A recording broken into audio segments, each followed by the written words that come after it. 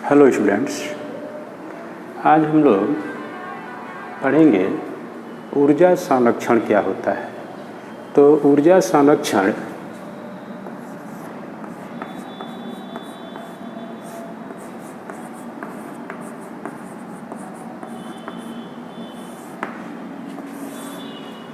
Conservation of energy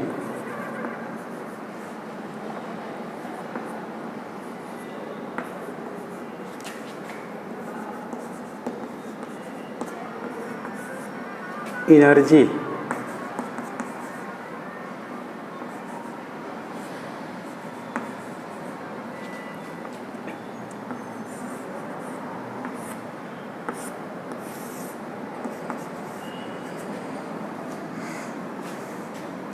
जब दो ऊर्जाएं हम लोग पढ़ाई, गतिज ऊर्जा और स्थितिज ऊर्जा, तो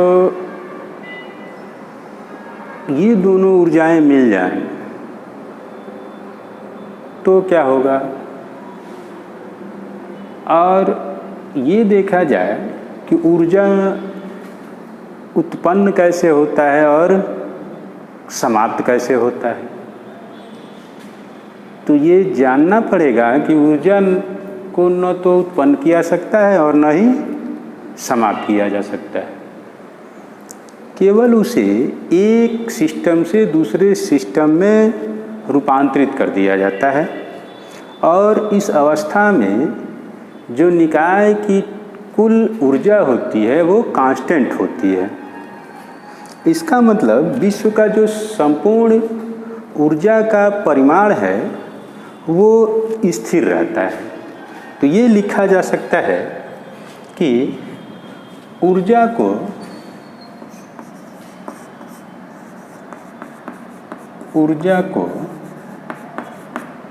न तो उत्पन्न किया जा सकता है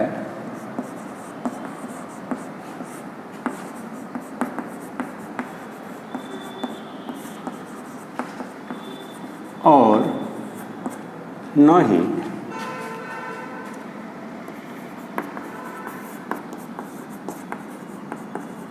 विनाश हो सकता है।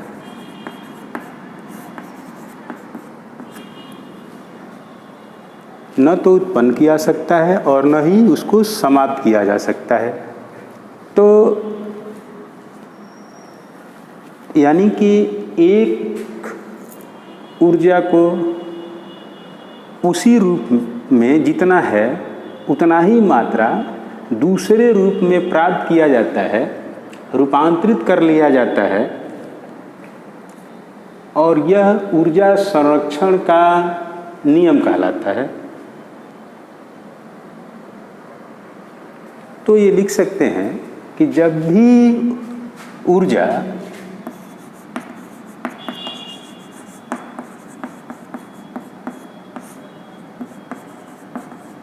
किसी रूप में लुप्त होती है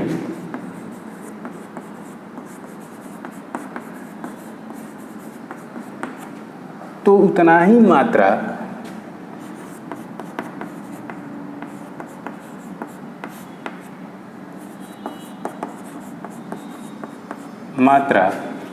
दूसरे रूप में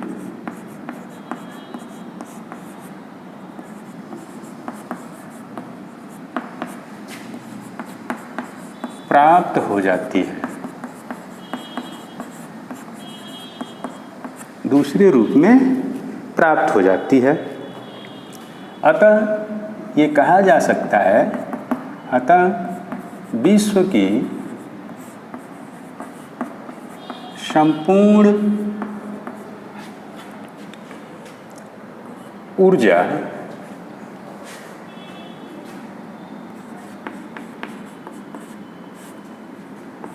का परिमाण नियत रहता है।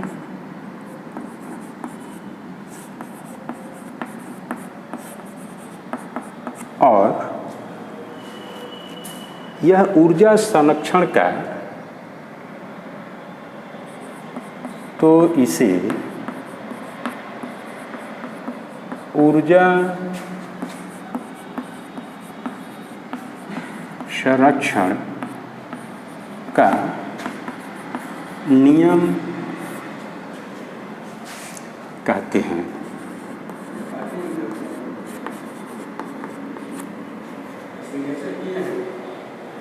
नियम कहते हैं।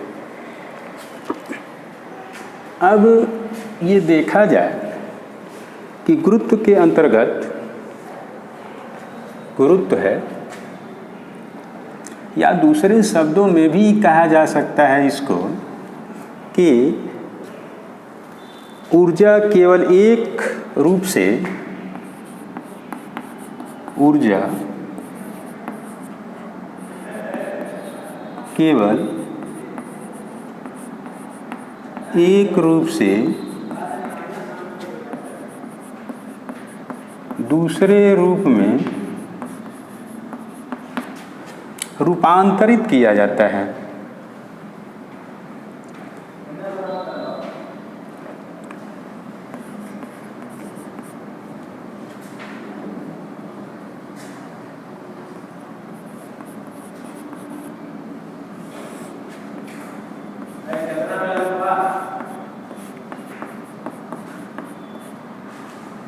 किया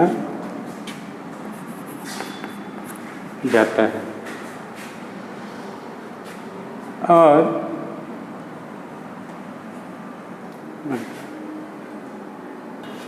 न तो इसकी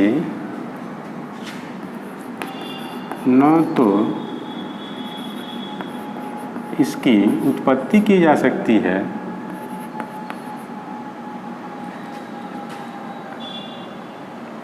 न तो इसकी उस पर उत्पत्ति की जा सकती है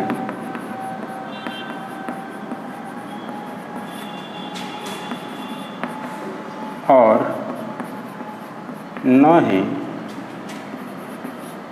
विनाश। केवल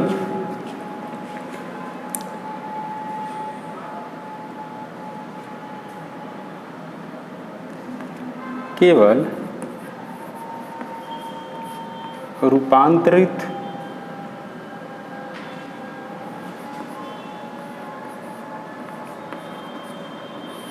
केवल रूपांतरण के पश्चात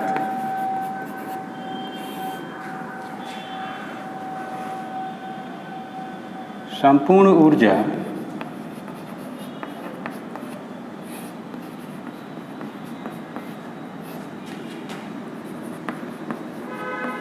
अचर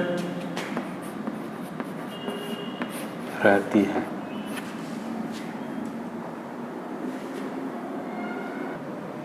मान लेते हैं कि यम द्रव्यमान का कोई पिंड है जो पृथ्वी से h ऊंचाई पर स्थित है।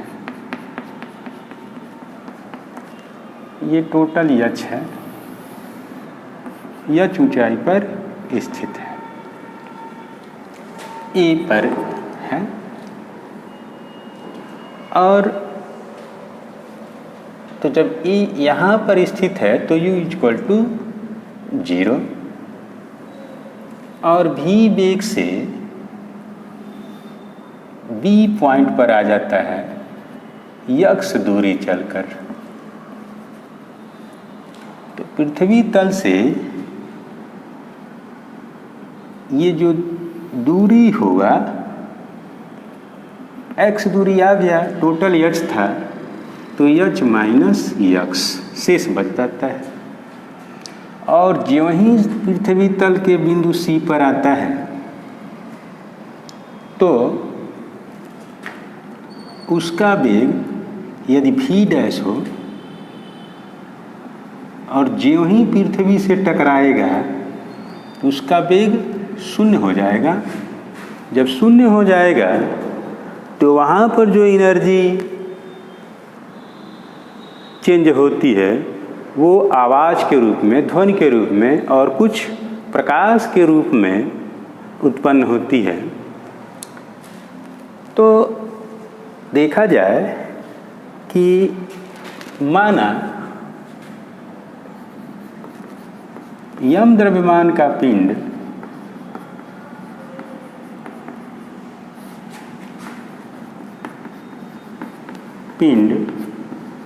पृथ्वी तल से h ऊंचाई पर स्थित है, जो विराम में है,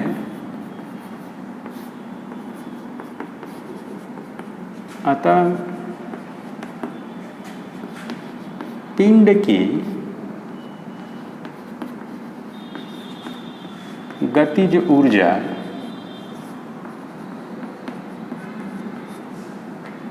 E इक्वल टू हाफ यम भी स्क्वायर यू भी के ही रूप में है, अतः ऊर्जा क्या होगी? शून्य होगा। तो पिंड की E पॉइंट पर यह देखा गया है, पिंड की स्थितिज ऊर्जा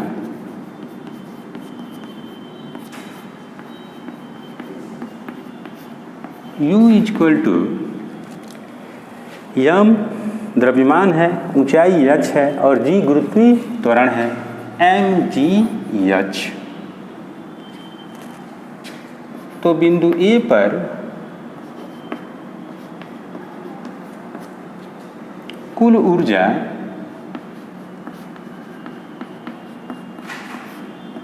ये हो गया kinetic energy plus potential energy. Kinetic energy 0 है, पोटेंशियल एनर्जी mgh है, यानी कि ये मिल गया mgh। अब बिंदु B पर देखा जाए क्या मिलता है। बिंदु B पर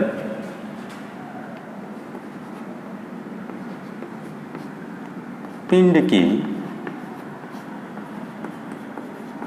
गतिज ऊर्जा E इक्वल टू हाफ यम भी स्क्वायर, हाफ यम भी स्क्वायर है। तो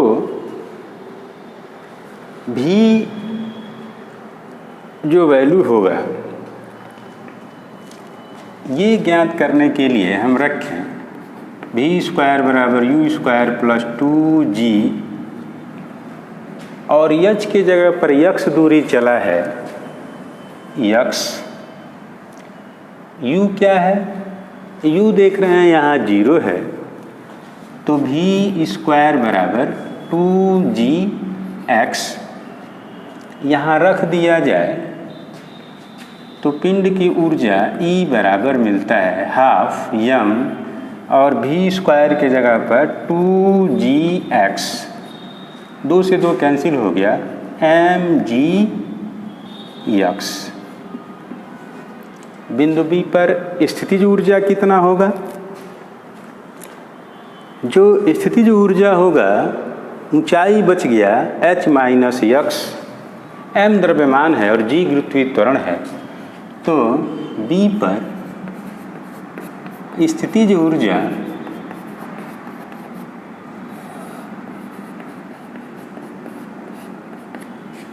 यम द्रव्यमान g गुरुत्वीय त्वरण, ऊंचाई बच गया h माइनस x,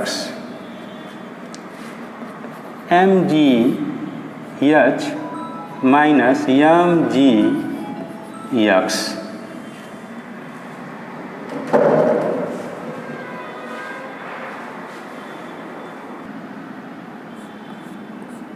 तो बिंदु B पर पिंड की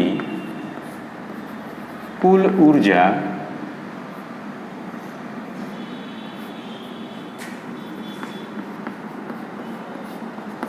गति को काइनेटिक एनर्जी और potential energy mgx plus mgh minus mgh x, ये कैंसिल, mgh। बिंदु C पर जब देखा जाए तो जब पिंड बिंदु C पर आ जाएगा, जो ही पृथ्वी तल से टकराने वाला होगा तो ऊंचाई क्या हो जाएगी, शून्य हो जाएगा। जब ऊंचाई शून्य हो जाएगा तो हम देखें, जब ऊंचाई शून्य हो गया और वेग इसका v डैश हो गया, जब वेग इसका v डैश हो गया तो बिंदु C पर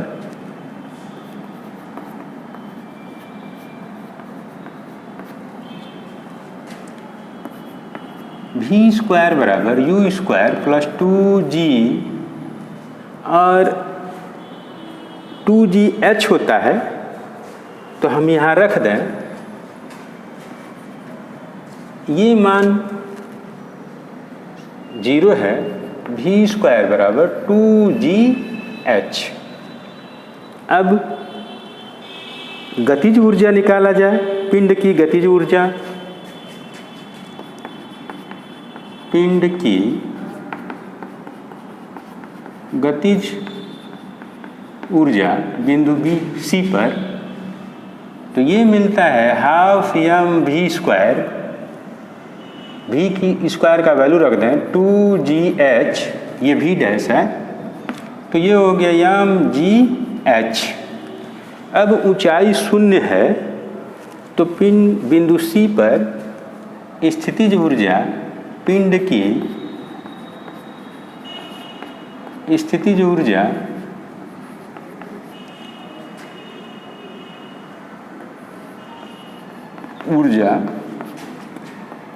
U इक्वल टू, ऊंचाई शून्य है, mg 0। कुल ऊर्जा देखा जाए तो ये हो गया k प्लस u, ये मिलेगा mgh। तो ये देख रहे हैं इन समीकरणों से कि प्रत्येक बिंदु पर A पर, B पर और C पर निकाय की संपूर्ण ऊर्जा mgh ही प्राप्त होती है। तो जब mgh ही प्राप्त होती है और वो गतिज ऊर्जा और स्थितिज ऊर्जा का योग है, और ज्यों ही पिंड बिंदु C के नीचे पृथ्वी तल से टकराता है तो वह ऊर्जा प्रकाश और ध्वनि के रूप में प्राप्त हो जाती है, और इस प्रकार निकाय की एनर्जी संरक्षित हो जाती है, जिसके द्वारा हम पृथ्वी तल से h ऊंचाई पर स्थित यम द्रव्यमान के पिंड पर जो निकाय की संपूर्ण ऊर्जा होगी वो संरक्षित होगी।